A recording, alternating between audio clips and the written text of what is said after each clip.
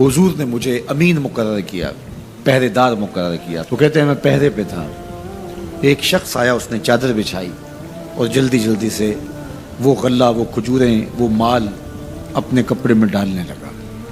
میں نے دوڑ کے اس کو پکڑ لیا، تو اس نے اپنا آپ مجھ سے چھڑانا چاہا، لیکن میرے ہاتھوں کی گرفت مضبوط تھی، وہ چھڑا نہ سکا۔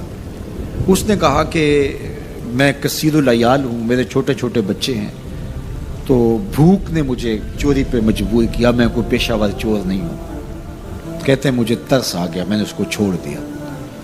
خیر رات گزر گئی، صبح ہوئی، حضور کی خدمت میں حاضر ہوا تو آقا کریم نے فرمایا کہ ما فعل اسیرک البارحہ، ابو ہریرہ رات والے چور کا کیا بنا؟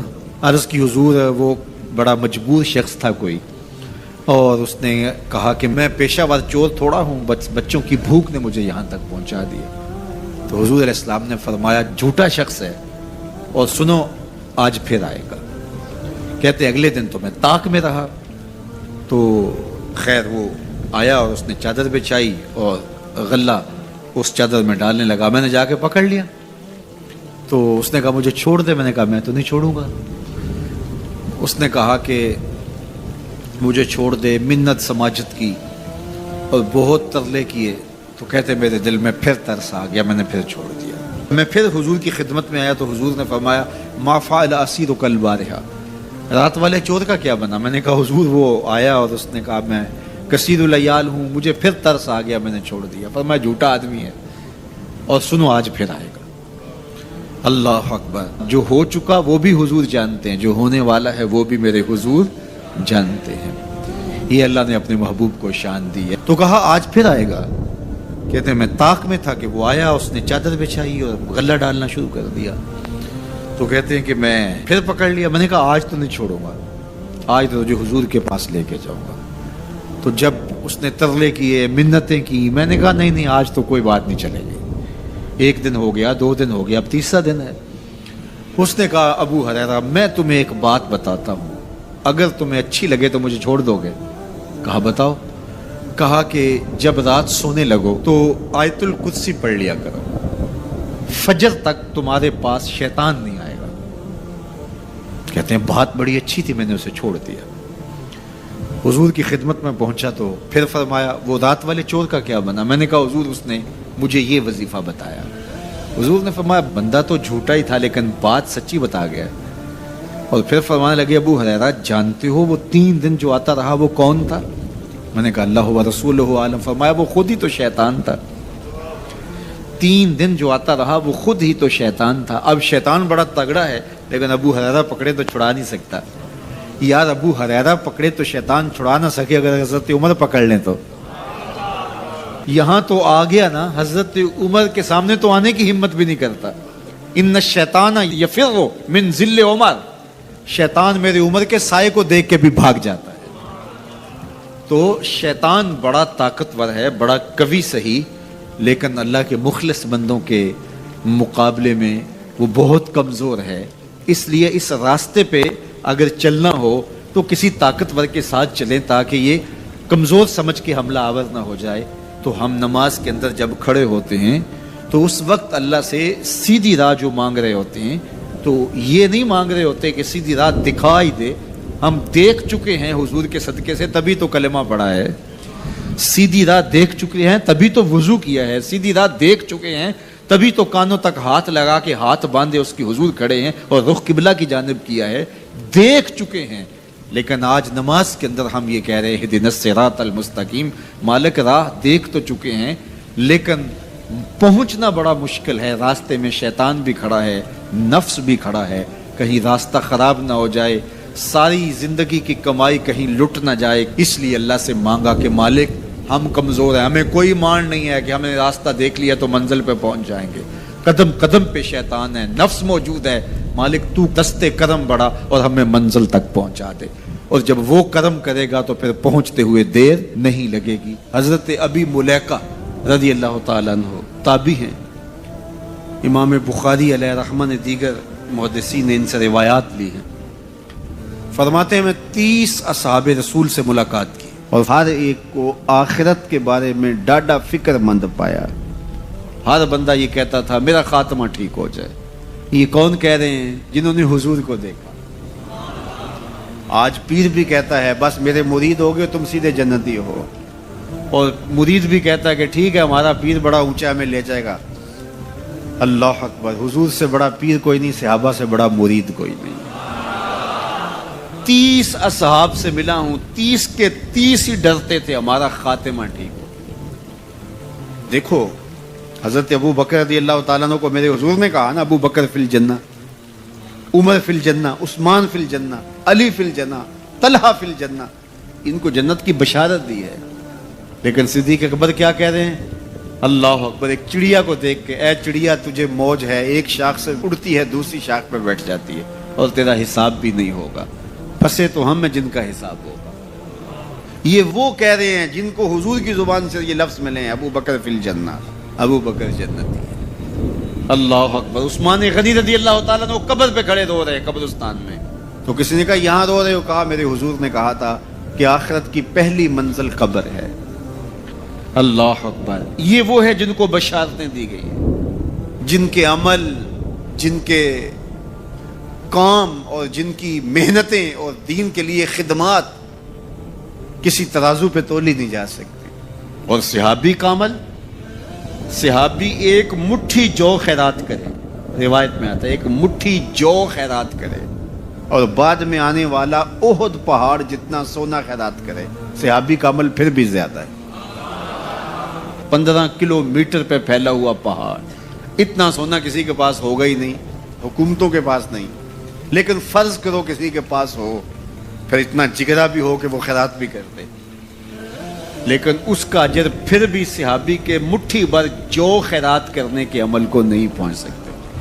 اور ابو بکر وہ ہیں جنہوں نے مٹھی جو خیرات نہیں کیے، سارا گھر خیرات کر دیا. کتنا اجر ہے. لیکن پھر بھی کہا کہ چڑیا تجھے موج ہے، ایک شاخ سے اڑ کے دوسری شاخ پہ بیٹھ جاتی اور تیرا حساب بھی نہیں ہوگا، پھنسے تو ہم ہیں جن کا حساب ہوگا. یہ وہ لوگ ہیں جن کی زندگیاں تقوی میں گزری. تتجافا جنوبہم عن المضاجع، ان کی کروٹیں بستروں سے الگ رہتی تھی. ہم تو جی بھر کے سوتے ہیں، لیکن ان کی کروٹیں خوف خدا کی وجہ سے بستروں سے الگ رہتی تھی. طمع اور خوف میں رب کو پکارتے تھے. حضور کے جمال جہاں آرا کو جی بھر کے دیکھا، اور بشارتیں حضور کی زبان سے نصیب ہوئی، پھر بھی ڈر رہے ہیں. تو ابھی ملیکہ کہتے ہیں کہ میں 30 اصحاب سے ملا ہوں، ہر شخص ڈاڈا فکر مند تھا آخر ٹھیک ہو جائے، انجام بخیر ہو جائے. تو یہ واقعی بڑی مشکل منزل ہے. منزل کو پہنچے لوگ برباد ہو جاتے. بلعام بن باورا کی مثال ہمارے پاس نہیں ہے. تھا مستجاب الدعوات ولی، لیکن لڑک کے کہاں جا پہنچا. زبان کی لغزش نے اس کو کہاں تک پہنچا دیا.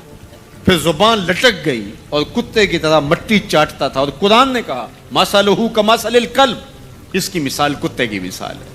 اسی لیے میاں صاحب بولے پڑھنے اتے مان کرینا تے نہ آکھی میں پڑھیا، پڑھنے اتے مان کرینا تے نہ آکھی میں پڑھیا، او جبار کہار صداوے متا روڑ دیوے دودھ کڑیا. جب تک یہ یقین نہ ہو کہ میرا انجام کیا ہے، دھڑکا لگا رہے، ڈر لگا رہے، یہ مومن کی زندگی ہے. ہر وقت خوف طاری رہے، یا اللہ میرا انجام ٹھیک کر دینا. رنگا رنگ سہیلیاں پرن کڑے، پر پریا اسدا جانی جسدا توڑ چڑھے. کہاں کہاں پہنچے لوگ. یہ خود عزازیل شیطان چپے چپے پہ اس نے سجدہ کیا تھا، حتیٰ کہ مقبول بارگاہ ہو گیا. زمین کا کوئی کونا نہیں تھا جہاں پر اس نے سجدہ نہیں کیا تھا. عبادات اتنی کی، اللہ نے مقبول کر لیا. بیت المعمور کا امام بن گیا. اللہ اکبر. فرشتوں کا استاد بن گیا، معلم الملکوت بن گیا. جن ہونے کے باوجود فرشتوں کا امام اور مقتدا بن گیا. لیکن ایک لغزش نے کہاں پھینکا. قیامت تک لعنتیں برس رہی ہیں. اس لیے جب تک انجام بخیر نہ ہو جائے اتنی دیر تک دھڑکا لگا رہے. یہ مومن کی زندگی. کسی نے حضور کو سلام دیا تھا کہ یہ سلام اپنی امت کو دے دینا.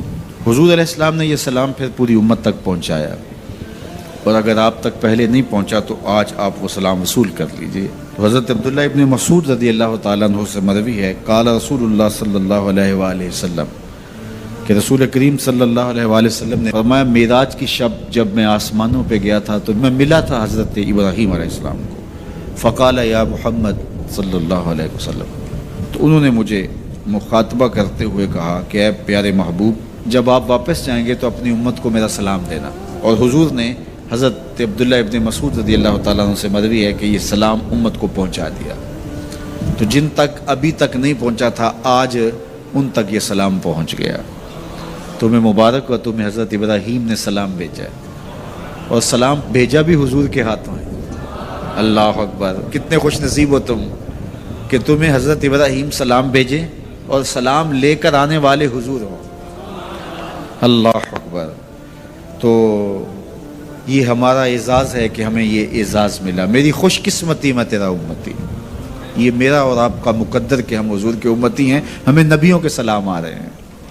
تو کہا کہ اپنی امت کو میرا سلام کہنا اور انہیں میری جانب سے ایک پیغام بھی دینا, یہ خبر بھی دینا. اور وہ خبر کیا ہے سنو.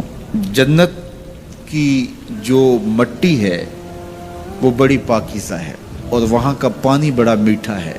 کھیت بڑے زرخیز ہیں, جو بھی بیج لگاؤ فوراً اگ جاتا ہے. تو جو زرخیز زمین ہوتی ہے تو پھر کسان چاہتا ہے کہ اس میں کچھ ڈال لے. وہ ہمارے پنجابی میں کہتے ہیں کہ وہ زمین وتر میں ہوتی ہے, تو بیج ڈالو گے تو جلدی اگے گا.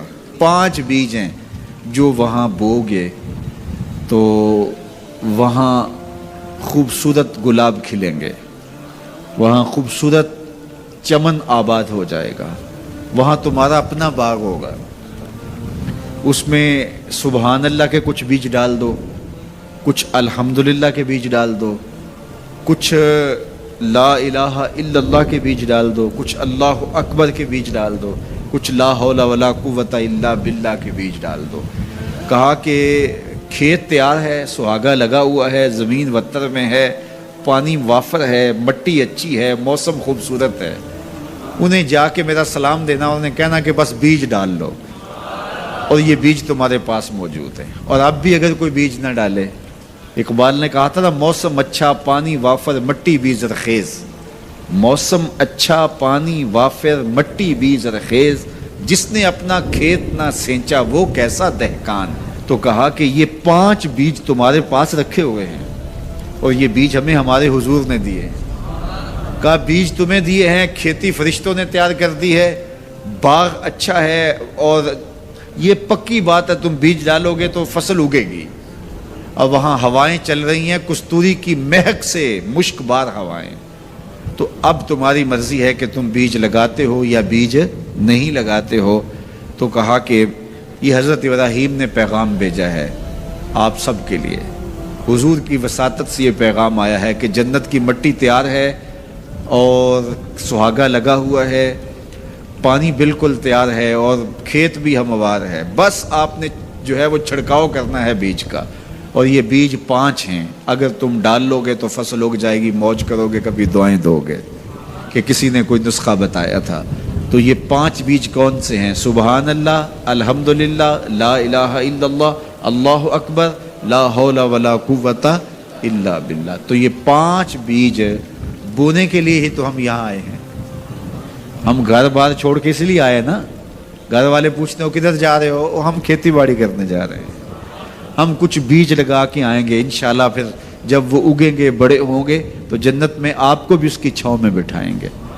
تو انہوں نے کہا ہوگا جاؤ تم بھی کھیتی باڑی کرو, تو پیچھے سے ہم بھی فارغ نہیں ہیں, ہم بھی انشاءاللہ بیج گاڑیں گے. تو پڑھیے سبحان اللہ والحمدللہ ولا الہ الا اللہ واللہ اکبر ولا حول ولا قوت الا باللہ. سبحان اللہ والحمدللہ ولا الہ الا اللہ واللہ اکبر ولا حول ولا قوت الا باللہ. سبحان اللہ والحمدللہ ولا الہ الا اللہ واللہ اکبر ولا حول ولا قوت الا باللہ. لاکھوں لوگ حضور کی چوکھٹ پہ, لیکن ہر بندہ یہ محسوس کرتا ہے اس طرح ساری رحمتیں میرے پہ اتر رہی ہیں, میرے پہ برس رہی ہیں. وہ کیا کسی نے کہا تھا اور قلم توڑ دیا. اس نے کہا کہ یہ کتنی عجیب بات ہے کہ اتنے بڑے ہجوم میں, ذرا شعر کا حسن دیکھیے, یہ کتنی عجیب بات ہے کہ اتنے بڑے ہجوم میں وہ دیر تک سنتے رہے بس میری ہی داستان. ہر بندے کو یہی محسوس ہوتا ہے, یہ کتنی عجیب بات ہے کہ اتنے بڑے ہجوم میں وہ دیر تک سنتے رہے میری ہی داستان. تو ہر بندے کو یہی لگتا ہے کہ میری ہی وہ سن رہے ہیں. اور زہری صاحب کا انداز بڑا سادہ ہے, پنجابی لہجہ ہے کہ آقا دے دوارے تے غلاماں دیاں ٹولیاں, ایک پیا سندا اے لکھاں دیاں بولی. ایک پیا سندا اے, کوئی اردو میں بول رہا ہے, کوئی پشتو میں بول رہا ہے, کوئی پنجابی میں بول رہا ہے, کوئی عربی میں بول رہا ہے. اور اقبال کہتا ہے شش جہت روشن ز تاب روئے تو ترکو تاجی کو عرب ہندوئے تو. حضور یہ ترک بھی آپ کے غلام, یہ تاجک بھی آپ کے غلام, یہ عرب بھی آپ کے غلام, یہ سارے نوکر آپ کے.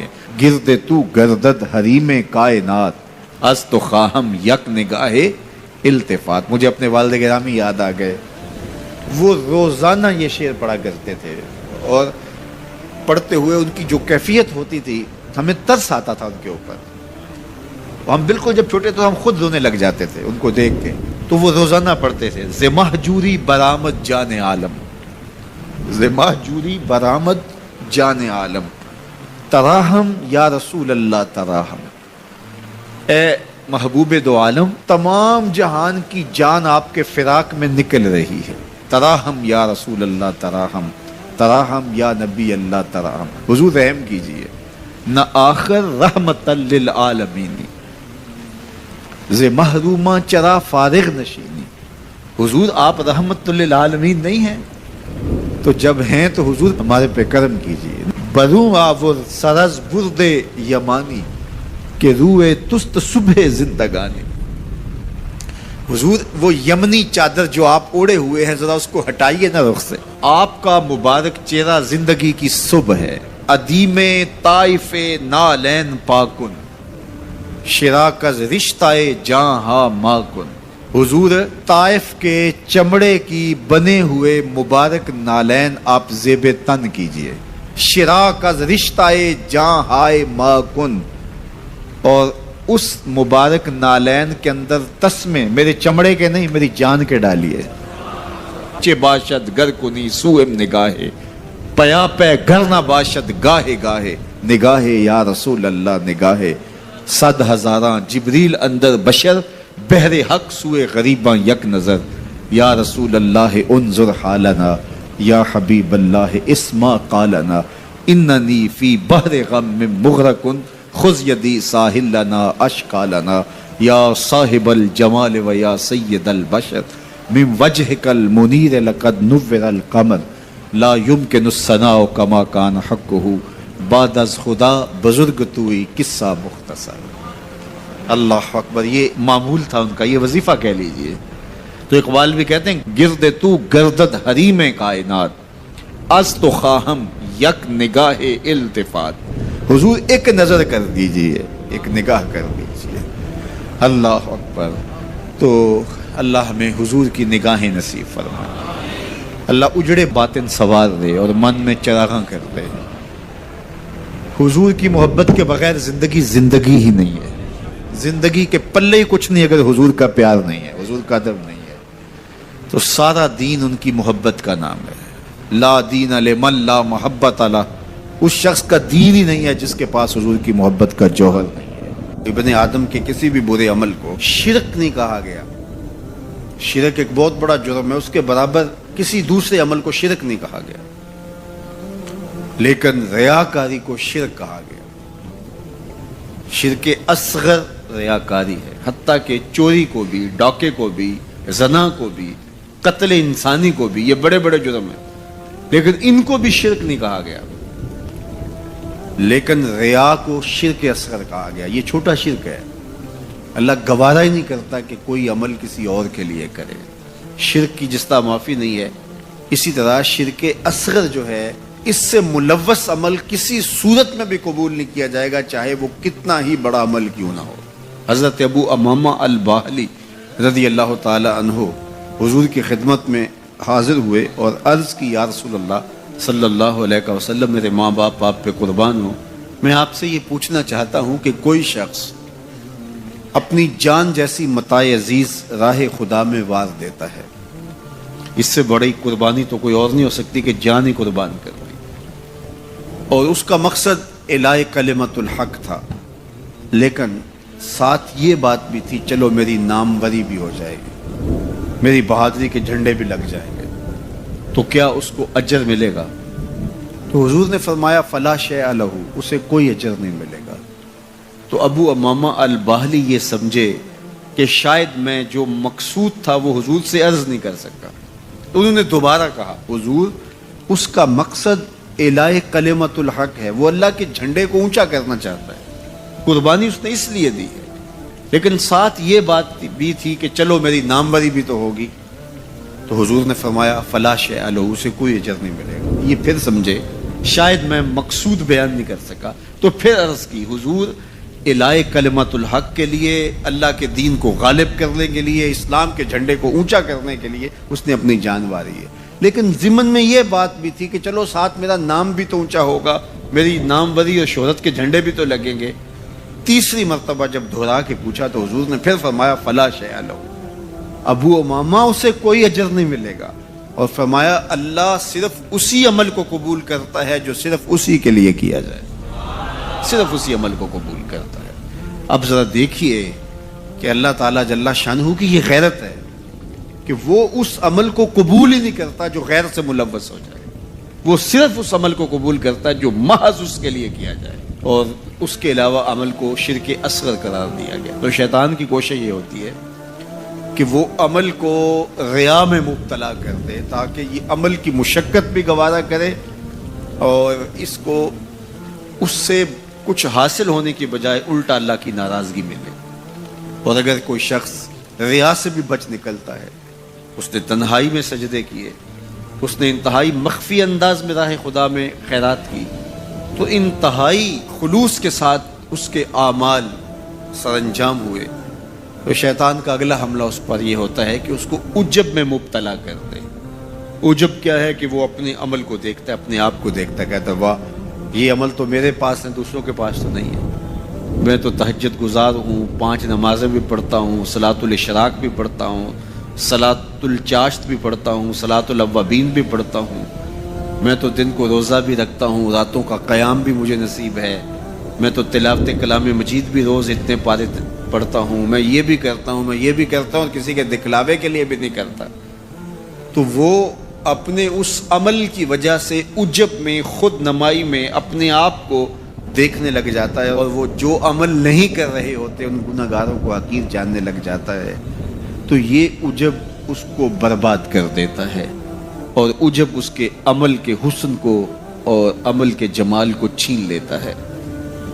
علامہ رومی فرماتے ہیں کہ کچھ عامل ایسے ہوتے ہیں کہ 4 دن نمازیں پڑھیں تو آسمان کی طرف دیکھنے لگتے ہیں کہ آسمان سے کوئی پیغام میرے نام آ رہا ہے کہ نہیں آ رہا، تو جبکہ یہ راستہ تو محض اس کی رضا کے لیے چلتے رہنے کا ہے، ساری زندگیاں گزر جاتی ہیں۔ حضرت ذوالنون مصری کہتے ہیں کہ میں ایک شخص کے پیچھے دوڑتا تھا اور وہ فقیر میری طرف نظر اٹھا کر بھی نہیں دیکھتا تھا، تو 40 سال کے بعد ایک دن اس نے میری طرف پلٹ کے دیکھا اور مسکرا کے کہا کہ تم میرے پیچھے پیچھے رہتے ہو، خیر تو ہے؟ 40 سال کے بعد۔ تو میں نے کہا کہ میں اس میں اعظم کی تلاش میں ہوں، تو اس نے ہنس کے کہا یہ اتنا سوکھا نہیں ملتا، تو کہا میرے 40 سال بیت گئے، اور آج اس نے نظر اٹھا کے دیکھا۔ ریا کے بعد اگلا مرتبہ شیطان کے لوٹنے کا وہ عجب ہے، وہ اس کے اعمال کو مزین کر کے اس کے سامنے رکھ دیتا ہے، اور وہ سمجھتا ہے کہ یہ میرے پاس، یہ عمل اوروں کے پاس نہیں ہے۔ لیکن اللہ کسی کے اعمال کا حجم نہیں دیکھتا، اللہ تعالیٰ جل شانہ بندوں کے عجز کو دیکھتا ہے۔ وہ گناہ جس گناہ کے بعد جو ہے وہ شرمندگی ہو جائے، اس نیکی سے بہتر ہے جس نیکی کے بعد عجب اور تکبر پیدا ہو۔ اللہ کو وہ اچھا کام، سب سے بہتر وظیفہ اس کا ہے جو قرآن خود بھی سیکھتا ہے اور اوروں کو بھی سکھاتا ہے۔ تو اس کتاب سے جڑ جاؤ، اس کتاب سے وابستگی اختیار کرو۔ جس رات کے دامن میں قرآن نازل ہو وہ رات تو افضل ہو، وہ رات تو 1000 مہینے سے اشرف ہو۔ اللہ اکبر۔ تو پھر مجھے بتاؤ کہ جو قرآن کو اپنی روح میں بسا لے، جو اپنے اعمال کو قرآن کی تعلیمات کے تابع کر دے، جو اپنے دنوں کو قرآن کے اجالوں میں گزارے، اپنی راتوں کو قرآن کی تلاوت میں بسر کرے، دن کی تنہائی میں اور رات کے اجالوں میں قرآن پڑھے، بتاؤ وہ کتنا اشرف ہوگا۔ اس لیے میرے اور آپ کے آقا و مولا نے فرمایا راتوں کی تنہائیوں میں اٹھ کے قرآن پڑھا کرو، اور قرآن پڑھتے ہوئے رویا کرو، اور اگر رونا نہ آئے تو رونے کی کوشش کیا کرو، کوشش کیا کرو، رقت پیدا ہو جائے تمہیں قرآن کی تلاوت کرتے کرتے۔ حضرت داتا گنج بخش علی حجویری علیہ رحمہ سے ایک مرید نے کہا، حضرت اگر رونے کی کوشش کریں پھر بھی رونا نہ آئے، فرمایا پھر اپنے مقدر پہ رویا کرو۔ تم اتنے سنگ دل ہو گئے ہو کہ تمہاری آنکھیں آنسوں کا خراج نہیں دیتی ہیں، تو اس کتاب کے ساتھ جڑ جاؤ، تعلق کو مضبوط کر لو، اور اس کتاب سے وابستگی تمہیں دنیا آخرت کی بہتری کی ضمانت فراہم کرے گی۔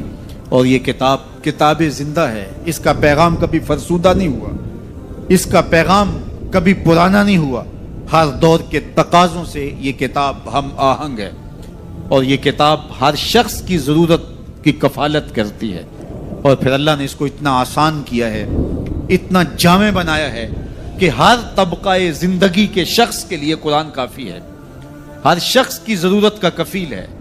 اس کو ایک عام شخص پڑھے تو اس کو بھی نور ملتا ہے، ایک نکتہ بھی شخص اس قرآن کا مطالعہ کرے تو اس کو بھی روشنی ملتی ہے، ایک فلسفی پڑھے تو محروم وہ بھی نہیں ہوتا۔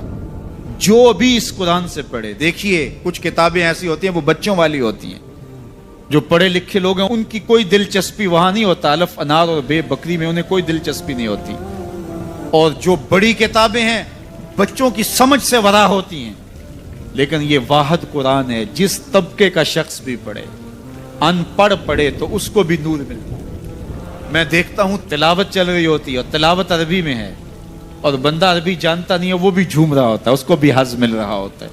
یہ کتاب ہر طبقہ زندگی کو روشنی دیتی ہے، یہ قیامت تک آنے والی انسانیت کے لیے رشد و ہدایت کا صحیفہ ہے۔ اس کتاب سے جڑ جانے سے بلندیاں نصیب ہوتی ہیں۔ جس رات کو یہ کتاب اترے وہ رات تو لیلۃ القدر کہلائے، اور جو شخص اس کتاب سے وابستہ ہو جائے اور اس کتاب کو اپنی روحوں میں سمو لے، وہ ذی قدر کیوں نہیں ہوگا، وہ عزت کا مالک کیوں نہیں ہوگا، وہ شانوں اور عظمتوں کا مالک کیوں نہیں ہوگا۔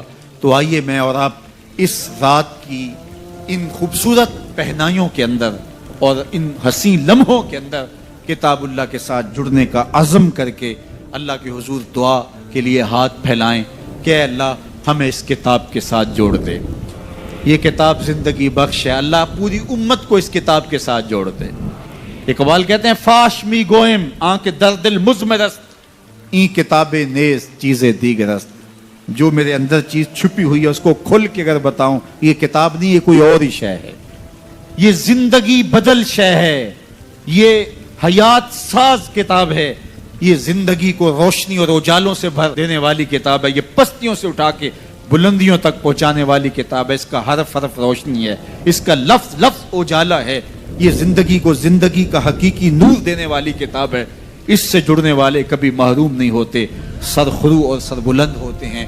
اللہ ہمیں اس کتاب رحمت سے جڑنے کی اور جڑے رہنے کی توفیق عطا فرما۔